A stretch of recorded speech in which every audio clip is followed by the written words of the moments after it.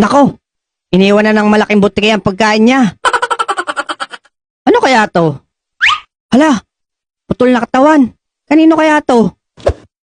Alam ko na. Maiuwi na lang. May pakita kay nanay. Baka sa kaibigan niya to. Nararamdaman ko na, Mare. Parang malapit na dito ang katawan ko.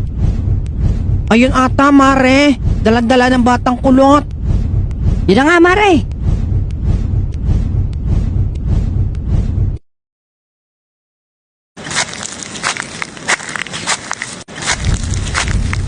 Safe naman pala, Mare.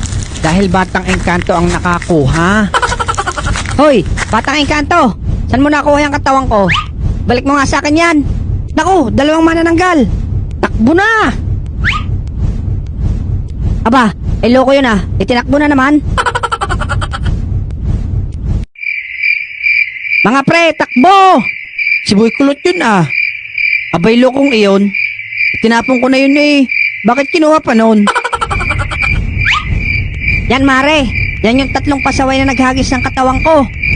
Yari kayo ngayon. Takbo na!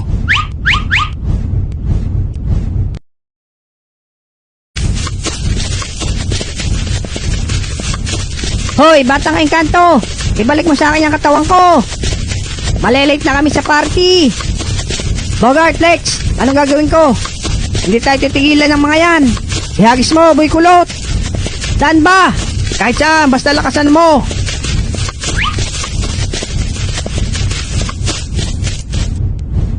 Nako, Mare. Nagis na naman sa malayo. Tara, Mare, doon. 1 hour later. Anong gagawin natin, Mare? Hindi na naman natin makita ang katawan ko. Malilate na tayo sa party.